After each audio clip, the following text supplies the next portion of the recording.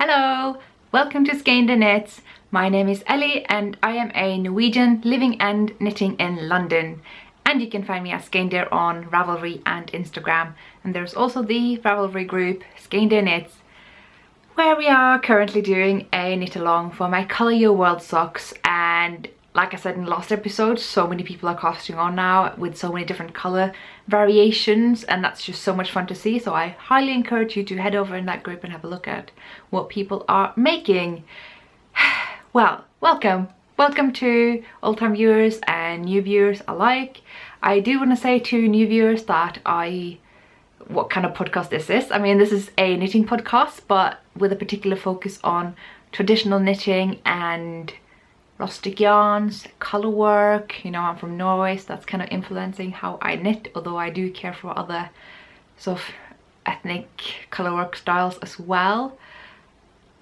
Saying that though, I do also dabble into the more modern stuff because I am very curious about that. Like, around the time I started this podcast, I had pretty much not made any shawl in hand-dyed yarn apart from one that was it's a Nuvem shawl. It's a very basic square in Woolmiser.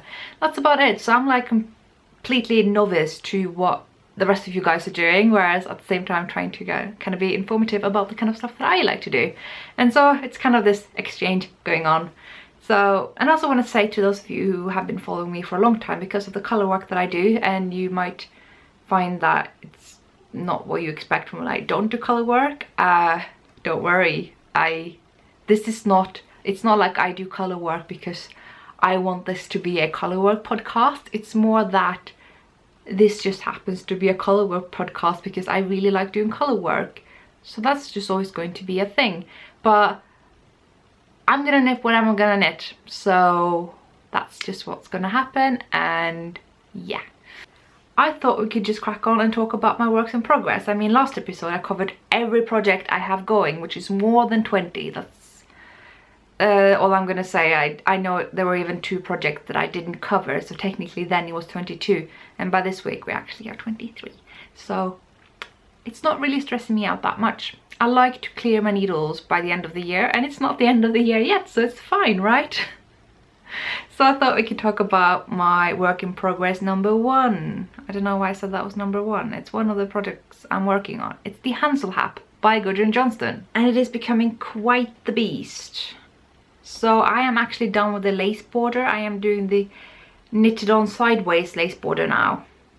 In advance, I also want to apologize for the lighting. That's going to change a lot because the sun is coming around here and it's going to be in my face soon. So that's when I'm going to be changing it, and I might tell you and I might not, who cares. So the hap.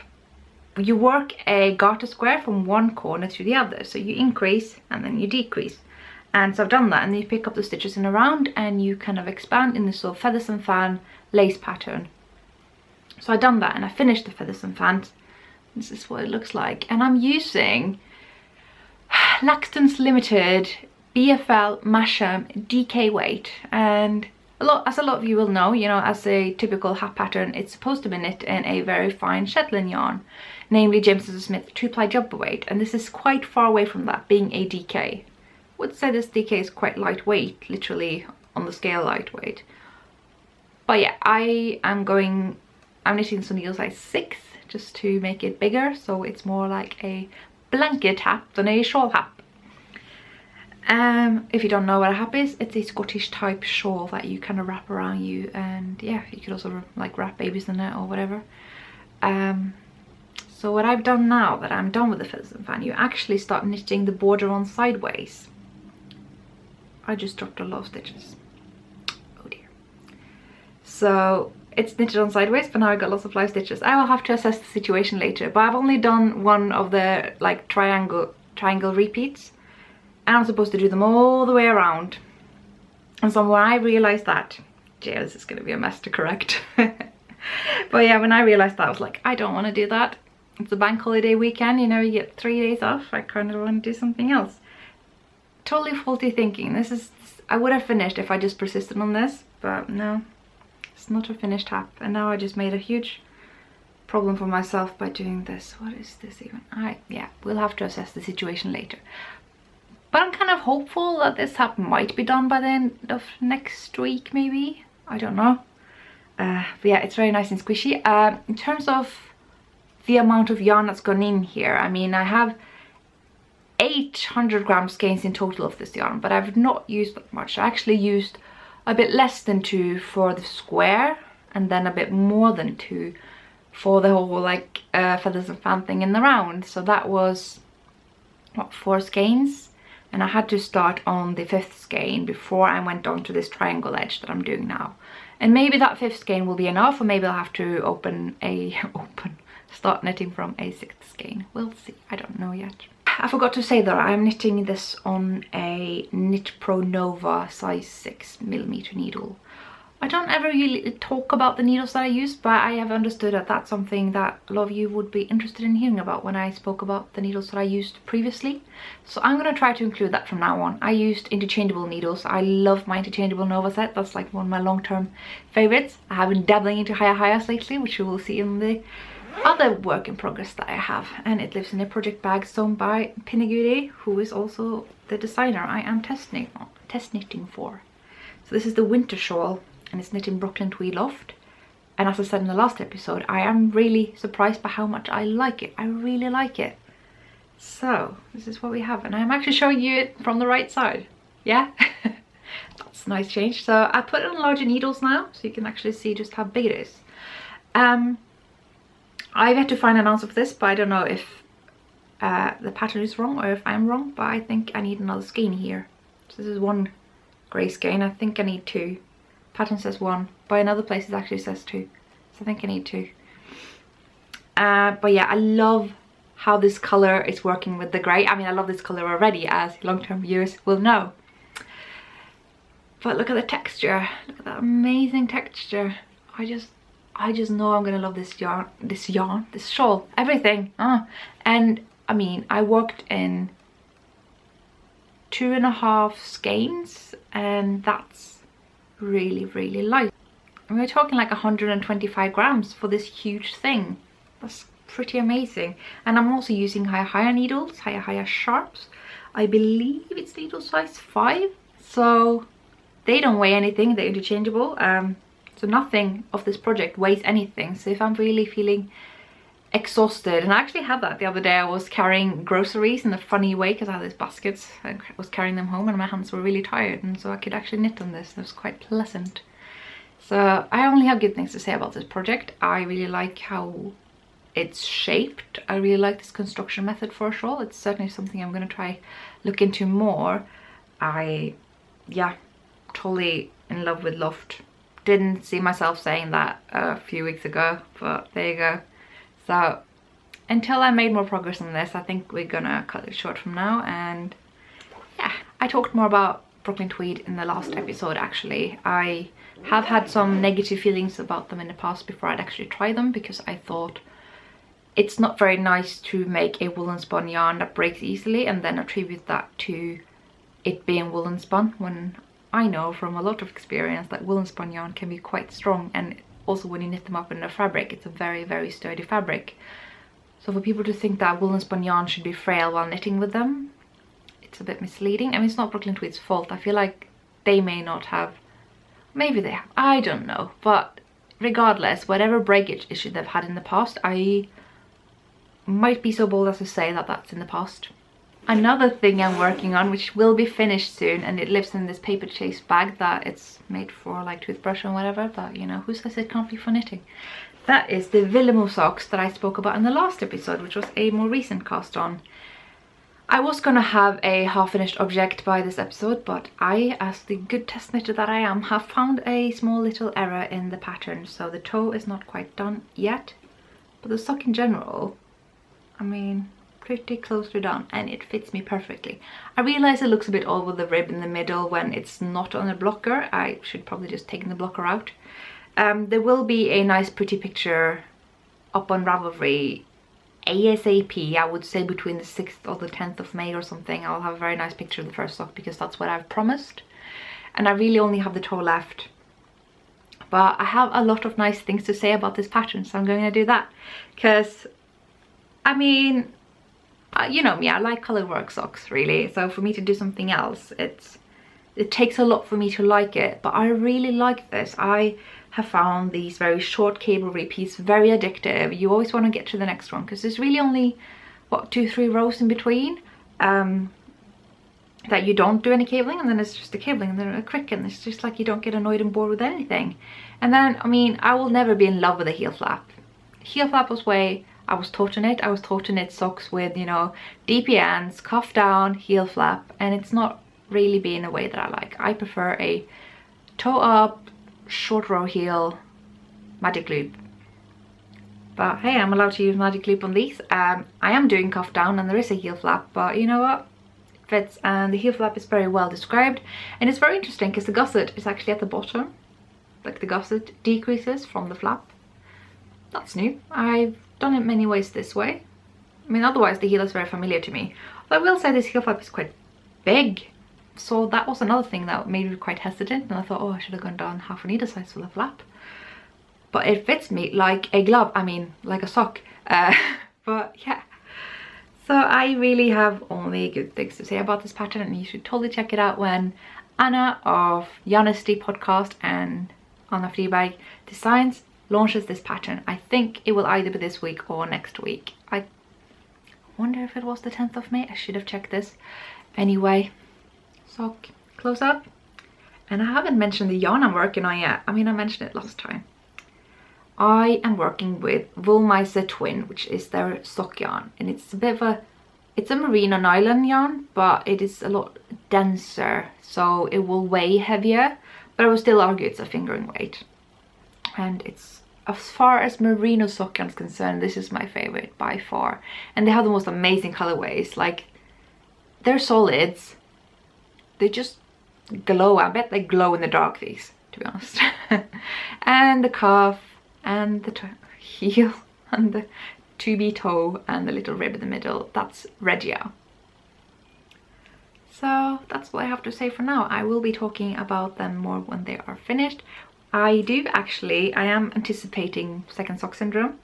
So we already have the cuff and the heel flap, and so I just need to pick up this and do the gusset decrease, and maybe we'll have a finished object next week. I don't have that this week, but I might. Not gonna make any promises, but you know. Another thing I should mention is that I am actually doing the cuff a bit longer. I do the cable repeat once more. I think there are 3 repeats and I'm doing 4.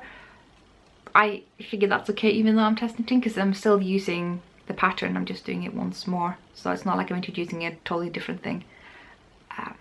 So yeah, it's supposed to be a bit shorter, and if you like a short leg, then that's good news for you. And if you like longer, then you know that you can make it longer as you see fit. So it's all good. Yeah, gonna wrap it up there. But I forgot to mention needles, of course. I am using Knit Pro Nova here, and I'm using Prim because I need 2.5 needles. So yeah, Knit Pro Nova fixed. I think it's a 2.5 that I'm using after the heel, and a size 3 before the heel, just because my leg is bigger than my foot. So, but yeah, Prim and Knit Pro.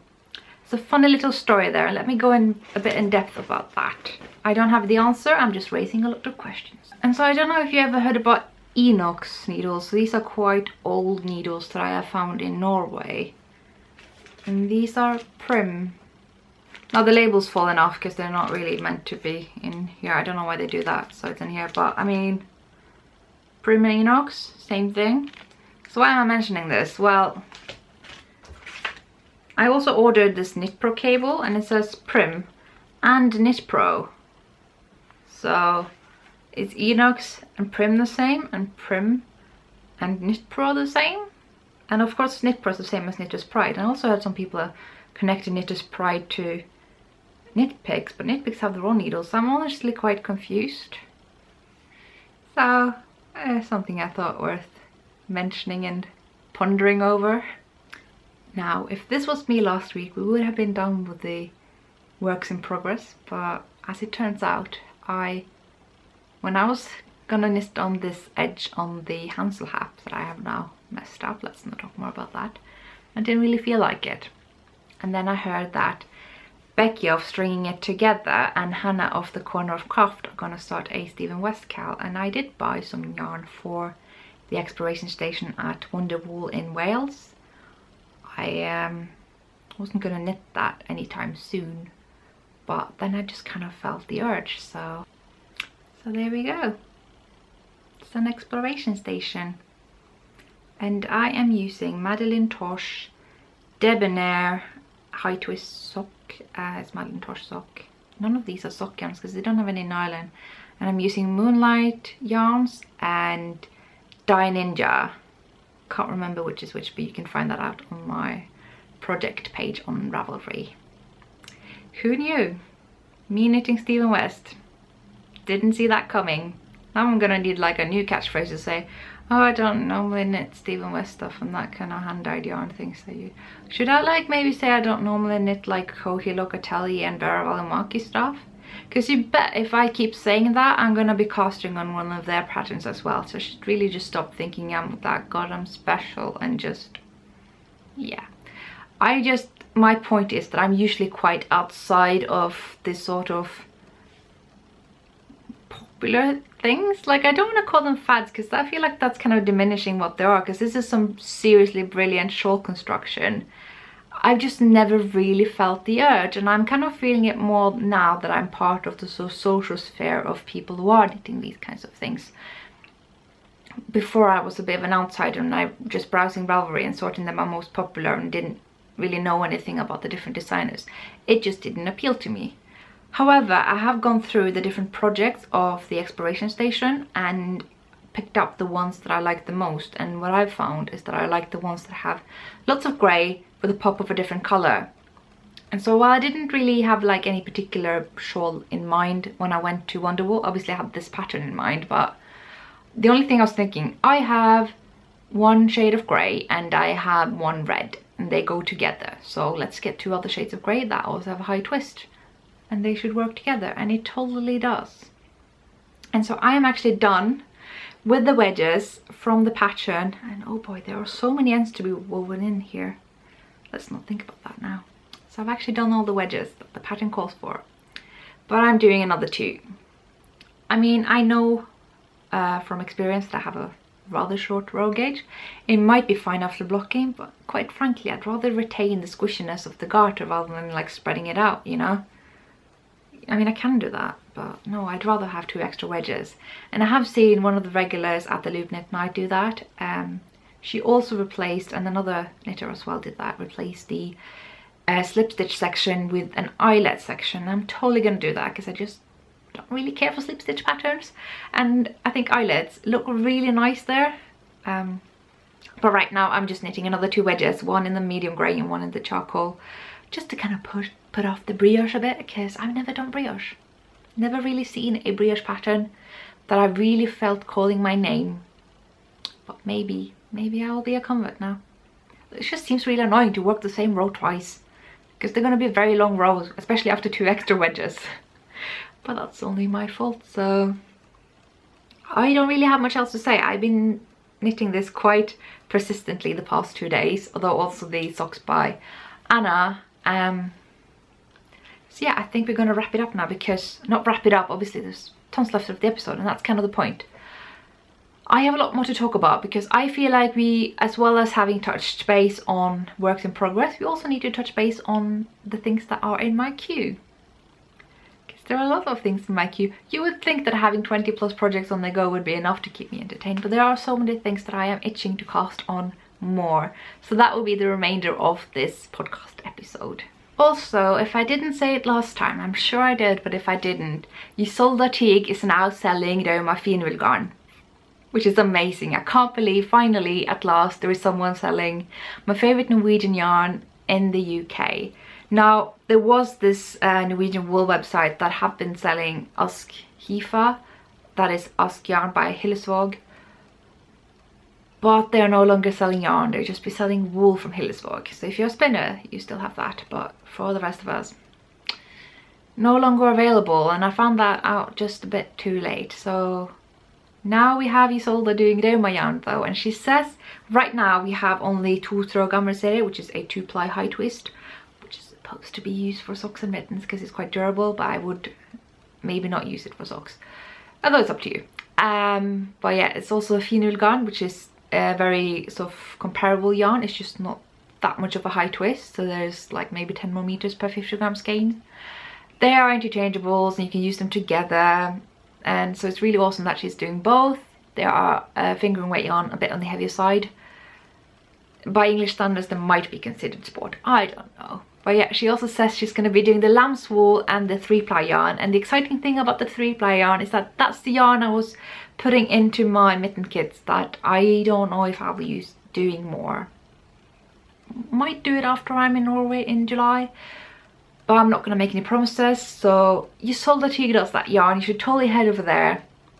And the other thing I want to say that I am so happy about, and I'm not sponsored by Isolde or this other thing, and that is that Loop is selling the Selbu mitten book that I am raving about. It's the most amazing book, and they have it there. And they even have this separate pile that's a bit hidden, but you can see it if you just have a look around, and that's for some books that were a bit damaged during shipment, and so you can get that book slightly cheaper. I thought you might be interested in that. The other thing that gets me so excited is that the book is going to be translated into English, and that's just amazing.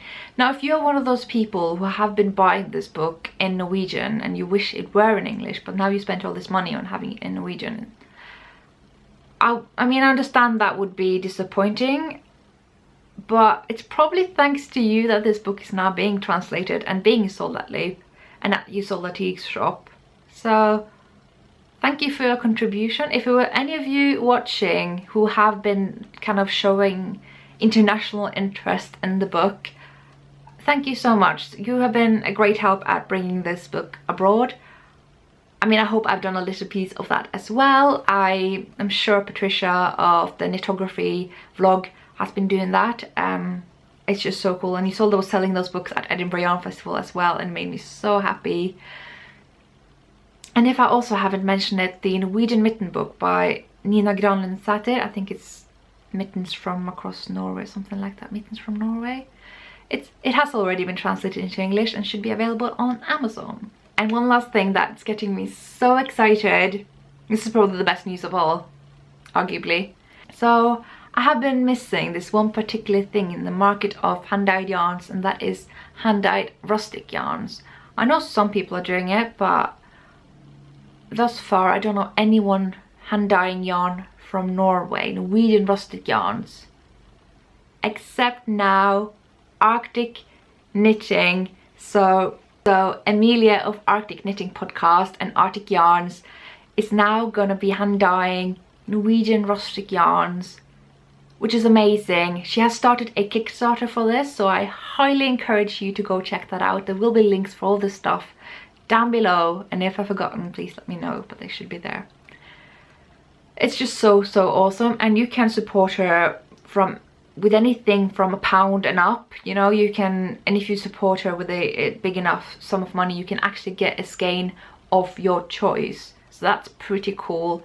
So I can't really endorse this enough. Yeah, and I just want to point out again, I'm not sponsored by anyone. Nobody has told me to mention any of these things. I am just genuinely excited, and somebody should totally sponsor me, because who doesn't want this enthusiasm for the products, right? No, I shouldn't be sponsored. I kind of like being allowed to be honest and speak my mind about things, and now I'm gonna speak my mind about the works in progress I wish I had in addition to the ones that I have.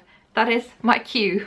One thing I want to say is that I just bought some nice little boxes, just picked them up for Fargos, and I put all my new yarn in them because this shelf is full and that's a problem. So I got my Isagi yarn, I got some of the other Laxton's yarn I'm doing my hap in, I got some amazing Hillesvåg yarn, and I got my Niddy Noddy just like resting here. And look at this color scheme, you guys, look at that. So my Isager, ooh, I actually have an acquisition, forgot to mention that. I bought another skein of Brooklyn Tweed Loft because I suspect I might need it. I don't know if it's the same dye lot even, should check that. Yeah, so I just got that. Otherwise I've been pretty good this week. I mean, who wouldn't be when you have this amazing pile of yarn?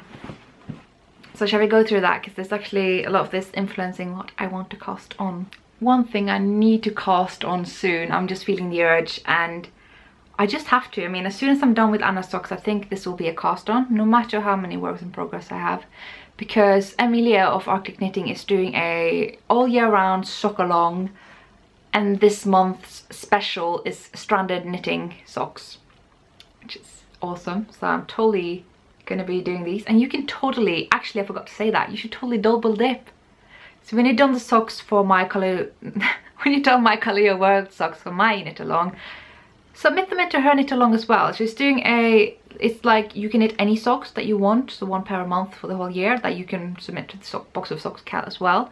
But each month there will be a special theme that basically gives you more points for the entrance. You also get more points if you're using her yarns. So yeah, I thought that was worth mentioning. So I'm totally gonna enter now that I am gonna cast on these amazing colorwork socks. And I have a design that I've charted out in Excel. It was really funny how this happened, because as I told you a bit about last episode, that Saskia of Ovis Yarns, so that's her, got in touch with me after I raved about Tukuwool's nylon rustic yarn sock yarn, because I've just never come across that before, and it makes me so excited that I could use rustic yarns in socks. And she says that she's doing that as well. Asked if I want to make a design using that yarn, and so I'm like, yeah, awesome. And so I open Excel and I'm like, ideas, come to me, ideas, I need ideas. And I'm listening to one of my favorite albums of last year, Transcendence of Devin Townsend Project, and I'm looking at the album cover. I'm like, I quite like the color scheme. It's mainly like these colors, maybe most of the dark one, and like shades of these and then pops of these. So that's totally what my socks are gonna look like. And when I figured that out, the design just came to me, and it's a very simple repeat, stranded knitting repeat. I would argue it's simpler than the Color Your World socks. It certainly looks simpler and has a bit more simplicity about the appearance as well, a bit minimalist. So yeah, very excited about knitting these. I am so happy that Saskia wanted to collaborate on this, because she dyed up the exact colors that I wanted, and they are amazing, and I just love this yarn. And she's even said that she's sending more my way, which is like, what? And there's something very interesting in that parcel for you guys as well. So that's my to be cast on. So just mentioning, this is the Textilar sock yarn, which has an 85% Textilar wool and 15% polyamide. That's nylon basically. So I just look at this yarn, look at it. It's kind of a lighter fingering, but I do like knitting my socks at a tight gauge. And I say tight gauge, I think normal sock gauge is about 32 stitches per 10 centimeters, so it's not too tight. And with color work it is a bit stronger, so it's all good. Sorry, I got a bit interrupted there. The mailman came and delivered something very interesting. I have now the James & Smith shade card, which I feel like is the only one missing from my collection really, because I already I've already got the ones from Jameson's, and I already have JC Rennie, so now I have pretty much full Shetland collection. Though I should maybe have some for Uradel, that'd be cool. So what we have here is a pretty sweet selection of num-nums. Got some chunky weight. I believe there's an Aran weight hiding in here somewhere. Yeah, that's the Aran weight on the back. Lace weights as well. And there is, of course, the Heritage and 2-ply jumper weight and Supreme jumper weight. I'm showing you this in the terrible way. I'm sitting on a swivel chair, everything's falling to pieces.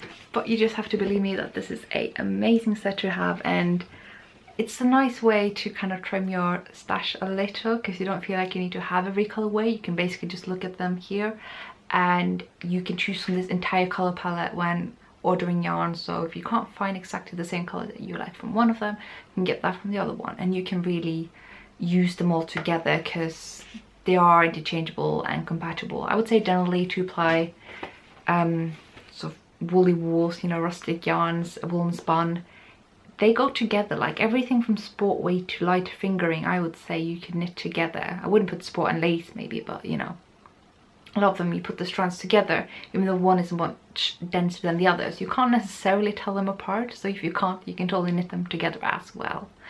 I still have some hang-ups about knitting different yarns together, but now I might be a little bit braver. And the other thing I got in the mail is the Book of Haps. Now this is not the Book of Haps by Kate Davies, which while I think it's a great book, I don't think it's a book of haps. It's a book of great history of haps, and it's a book of great shawls inspired by haps, but I don't think it's a book of haps. Whereas this by Sharon Miller, totally a book of haps. Now I just got this in the mail, so I won't be able to say anything useful, but I mean, lots of hap goodness, amazing charts and ways of striping the colors. It's just, and this book has been out of print for a long time, and now James and Smith have managed to get it back in stock again, so that's just pretty cool. I didn't explain the change of scenery. Part of that is that I'm going to talk about things I want to knit, so I need some background, a backdrop where I can put pictures of those patterns. And the other reason is that I am not alone, so I feel a bit awkward talking a lot that way, so hoping the audio will be a bit toned down if I am sitting around the corner in my room. So it's basically just like swapping things around a little bit. So hopefully you can forgive me for talking a bit lower this time. I'm not going to be shouting at you. Some of you will probably, no doubt, be very happy about that. Now, I said I was really happy about knitting with the Ovis yarn because it's a rustic yarn with nylon, and the same thing applies for Tukuwool. That's actually, you know, the story behind how I ended up with all this delicious Ovis yarn is because I'm obsessed with rustic yarn with nylon, because that means you can make old-fashioned socks, but they will have the durability of more modern sock yarn. So Tukuwool, it's an 80% Finnish wool and 20% nylon, and I have already charted up the design that I'm gonna knit these with, and so that will be a design of mine coming out in the future whenever I can get around to casting these on.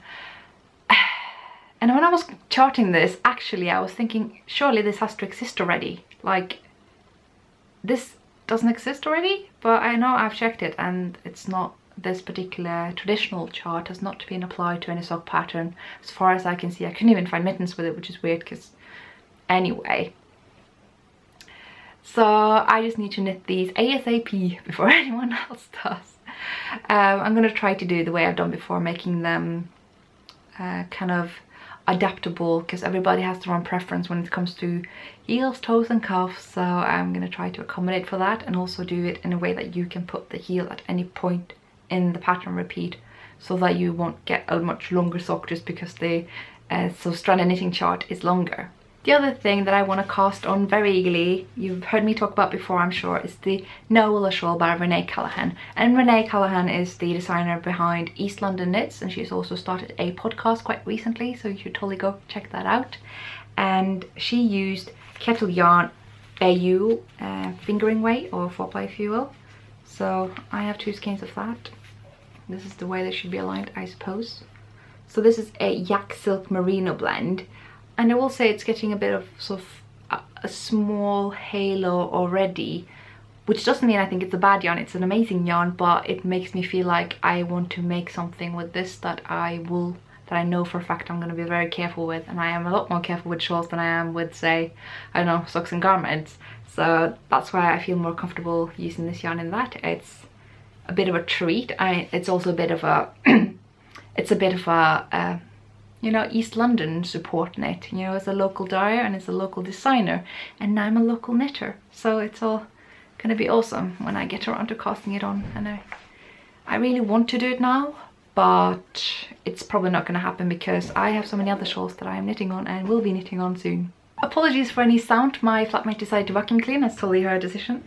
So next thing I want to knit is with this amazing yarn by another local dyer, Travelknitter, who is also based in East London, and I am so lucky to have this yarn. I can't even tell you. I mean, look at this amazing colour.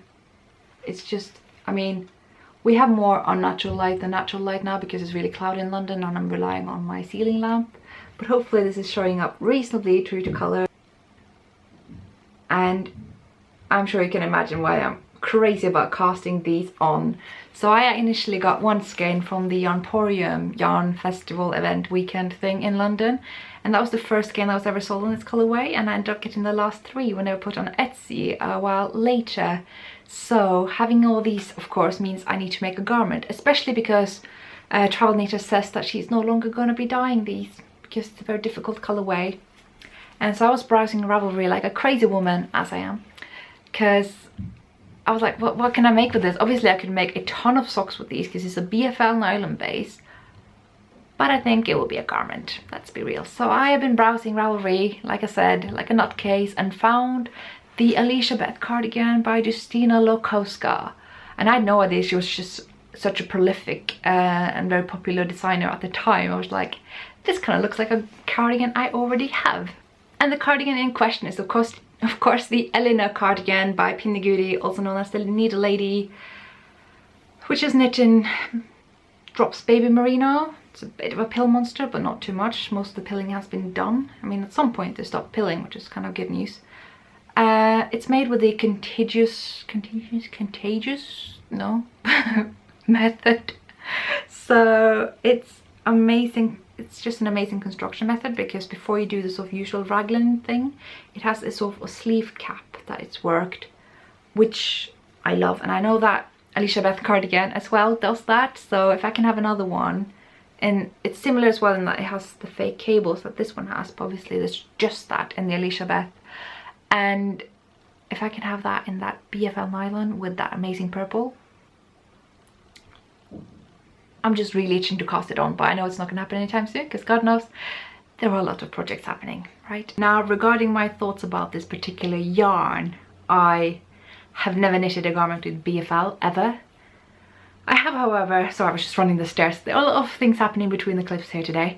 I have knitted a garment with nylon and it's held up beautifully. And I know that BFL is less pill prone than merino, so I think it's going to be really good for a garment. I think it's going to be fairly durable, given it's a superwash, and of course it's made for socks, so why wouldn't it be durable for a garment? And as many of you will know, I have been very eager for the longest time to cast on a chuck sweater designed by Andi Satterlund. Now, the yarn I bought for this at Edinburgh Yarn Festival was this Shillister Aran weight. I don't know why I thought that would be a good substitute for worsted weight, because I like to go lighter rather than heavier. But this time around I went heavier, so I might actually be playing around with gauge and sizes to make this work anyway, which might actually help me when it comes to my short row gauge. So actually maybe it won't be so bad. So these are all the skeins I have. They are this amazing red.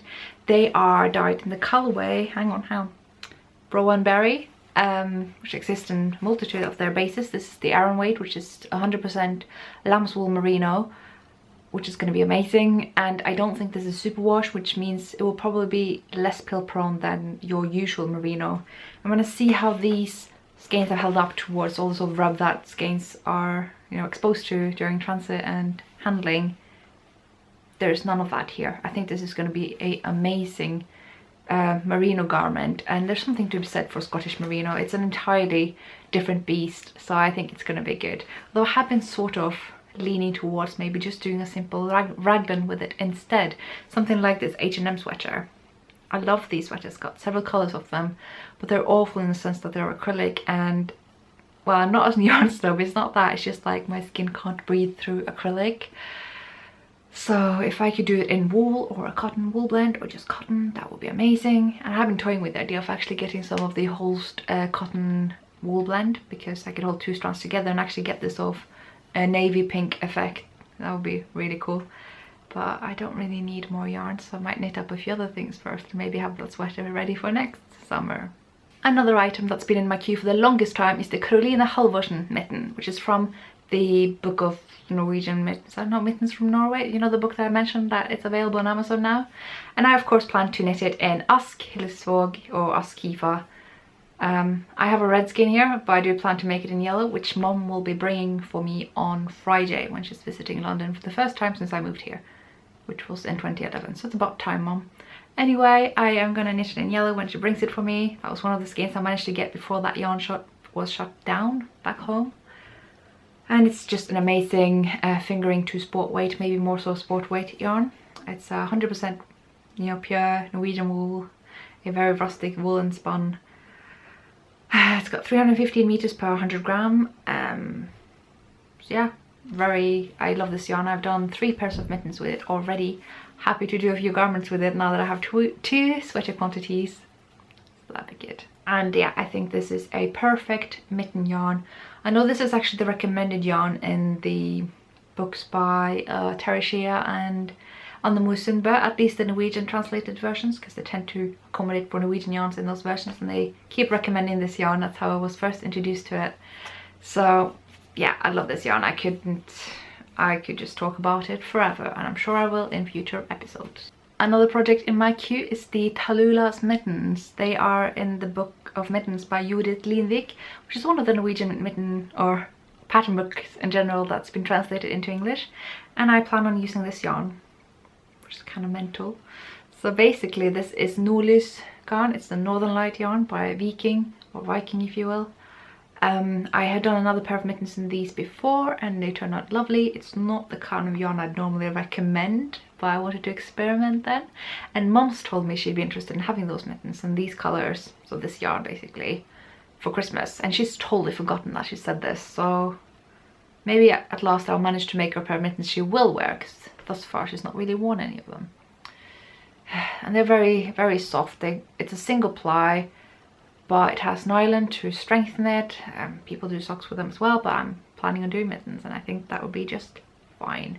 I think I'll be very happy just knitting this up because I'm kind of tired of it. It's not the kind of quality that I like, but I know my mom's gonna like it. And it looks pretty freaking cool. And they have the most amazing colours in this yarn. I'm probably gonna just buy this yarn more because of the colours, to be honest. It's really, really cool, and I'm sure it will be grand in some shawls or something. Okay, I'm changing my mind about the pattern now. I might get some more. And also, it's about time that I knit some mittens from that book. I'm looking at my shelf now, I can't be bothered to reach. But yeah, I've had it for ages, so time to actually cast on something, right? Another thing that's been in my queue for ages, and I mean since the very publication date, was the Flea cardigan by Pinneguri. And this time I had allocated yarn for it, but then I changed my mind and wanted to use the yarn for something else. So now I don't know where it is in my queue. This was going to be the year I was going to make it, but now I feel like the sweater quantities I have in that kind of yarn I want to use for something else. And I haven't really landed on the colours I want to use. I thought I had, but I'm unsure about the meterage I have, and I might want to use it for something else. So, but it's a cardigan I've just been so excited to make. And again, that's the kind of cardigan you could use 2-ply rustic yarns like the Jameson's 2-ply jumper weight or Spindrift by Jameson and Smith. Spindrift by Jameson and 2-ply jumper weight by Jameson and Smith, that's right. And JC Rennie and those kind of yarns, and Phenol and Usk and just all that kind of yarny goodness. So maybe I'll just gather some scraps at the end of all the other projects here and then put the sweater together. It was a good while ago actually when there was a drop sale, maybe 1 or 2 years ago, and I was browsing Ravelry for some good colourwork socks I could use Drop's Fabel in, so that I had an excuse to buy it, and I landed on the Garland socks.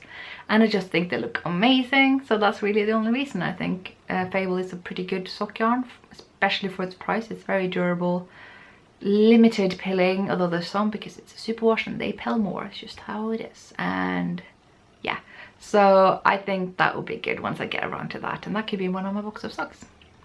And the other pair of socks I want to make is also in Drop's Fabel. I'm just not really that keen on pulling them out of my stash because they're quite deep in there and it's not a very exciting yarn. But yeah, that's the Skandium socks. So it's pretty cool as well.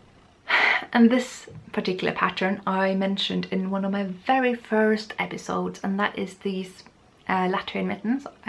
They don't really have a name, but they're like my mitten throne, my mitten pedestal, my all-time mitten knitting goal, and I have actually bought yarn for it, so we are one step closer, but it's still kind of intimidating to cast them on. But I'm going to use Jameson's Ultra, because if there's one thing I know about this particular pattern is that people struggle with knitting it at a tight enough gauge to actually not make them huge, and I'd rather they fit me than some kind of like ginormous man hand. So I think this lace weight is going to be fantastic for them.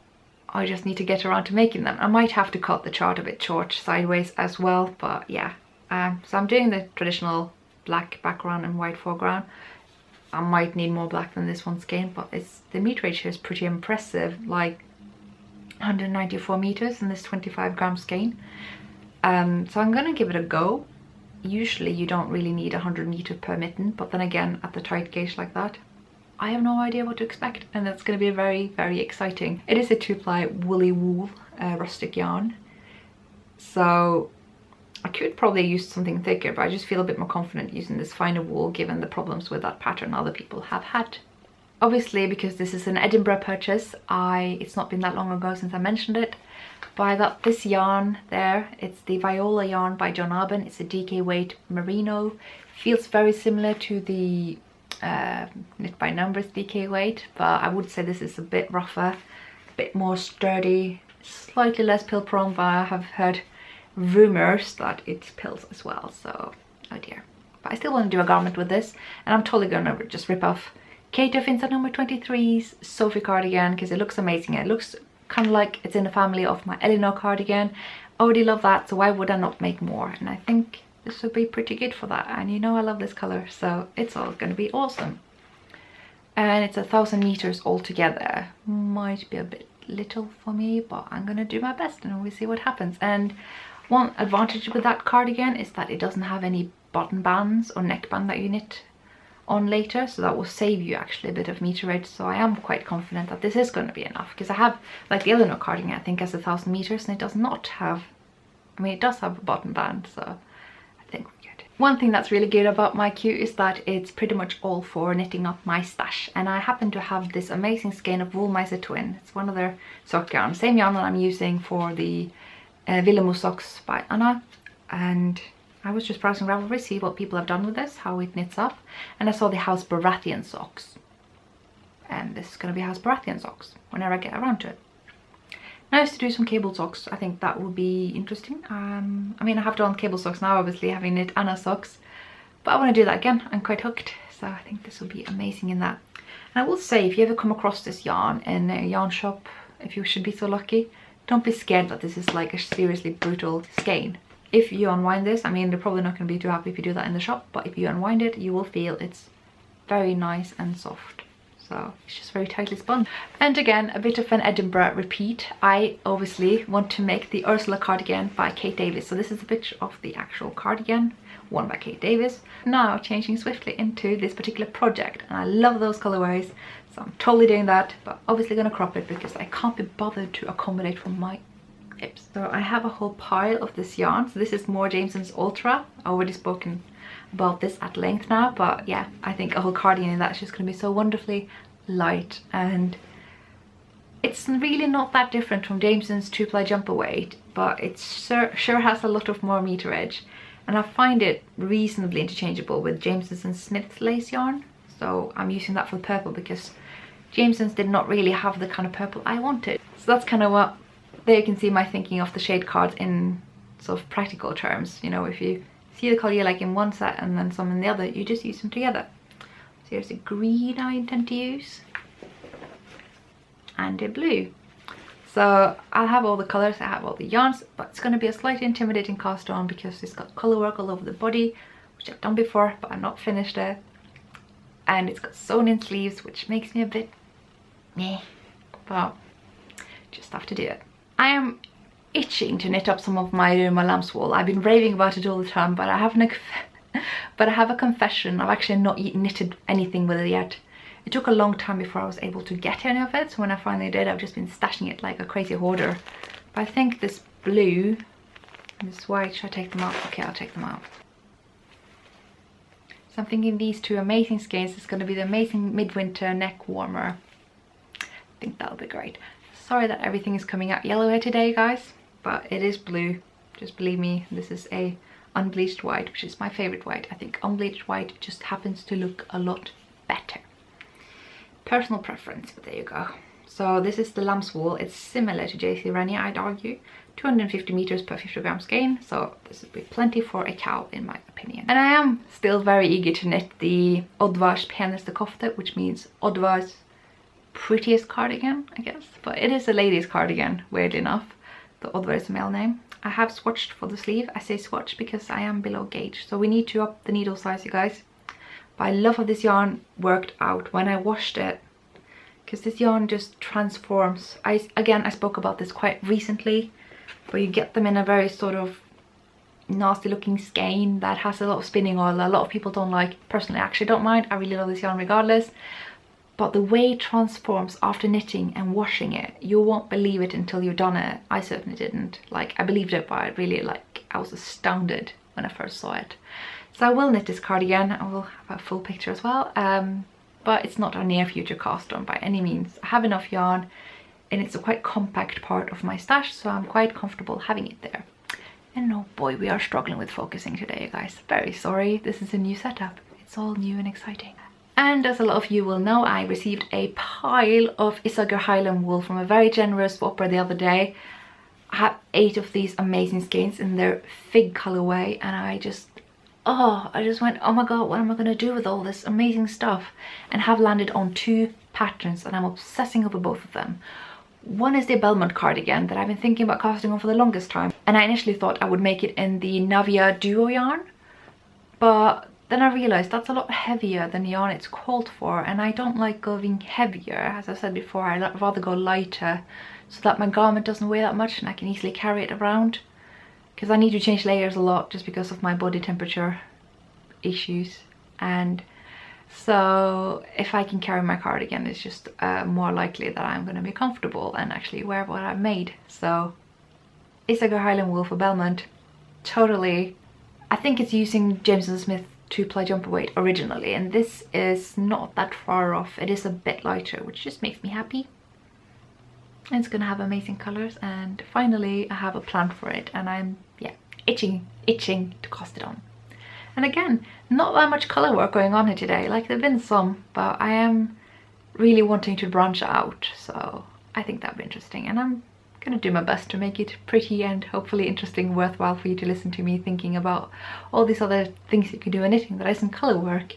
There's the whole world out there, you guys. And as you saw in my last episode, I have this amazing pile of Usk yarn in burgundy. It's a very red burgundy, but that's just better in my opinion.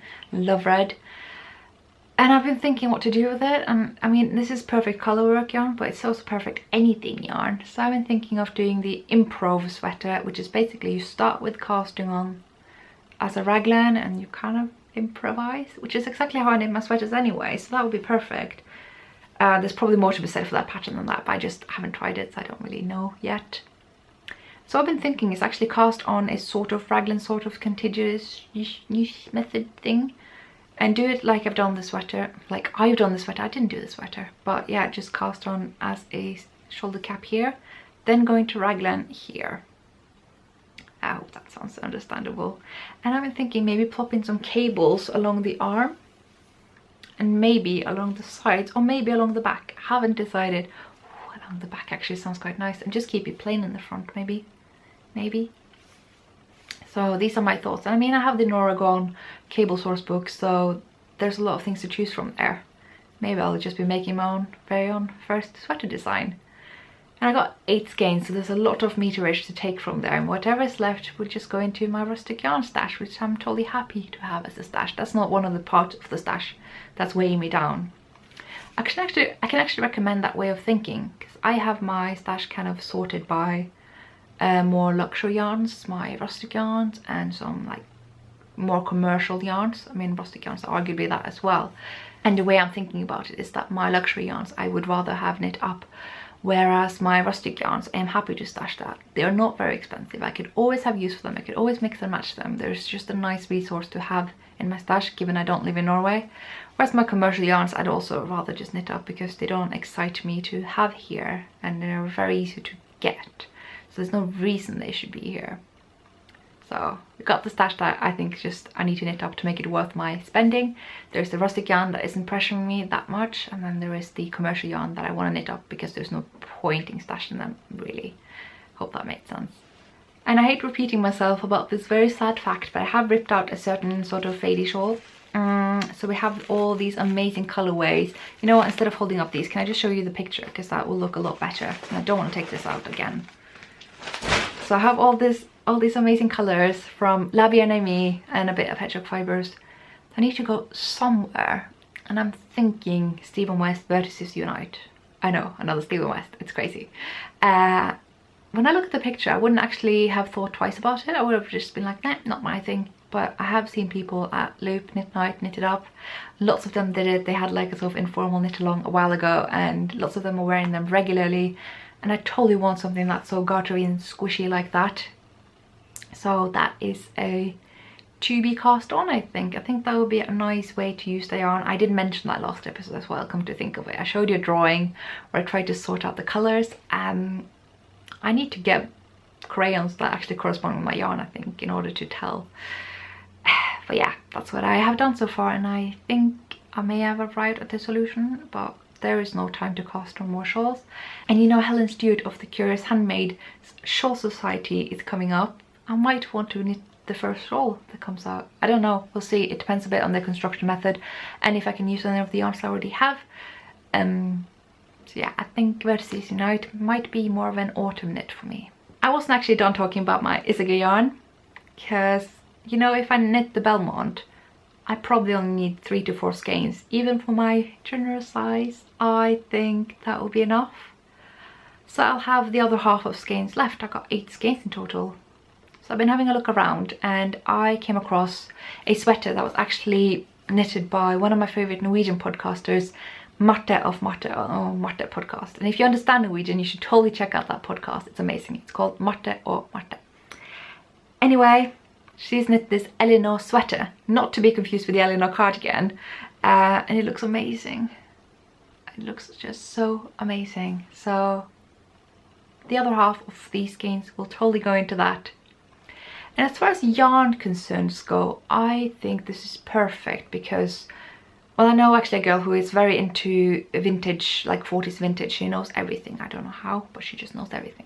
And she says this is very close to the sort of vintage yarn that they use for these type of garments. So I think actually it will be perfect for that reason. If you also look at Susan Crawford's Fenella yarn, it's quite similar to that, and that yarn was made to be vintage. So yeah, this is actually maybe the main reason I'm doing this kind of part of the podcast where I'm going to talk about future cast-ons, because I need to talk about this sweater in order to not cast it on right now, because I really want to make it right now. And that's the sweater I talked about in the last episode as well, where I was thinking to do it in pieces or to do it in a round. And I really liked the advice I got where I could actually make a fake seam quite like that. I'm still thinking about it, and it's not going to be an immediate cast-on, so there is time to think about it, and there's also time for you to come with your suggestions if you have any. And that's really all I have for you today. I hope it wasn't too awkward, me sitting in another part of the room talking a bit more quietly, as I just feel like doing today. My voice is a bit shattered as well, so I think this is actually very comfortable for me. And I hope you have been doing well, and I hope you will have a lovely week, and I will see you next week. Bye.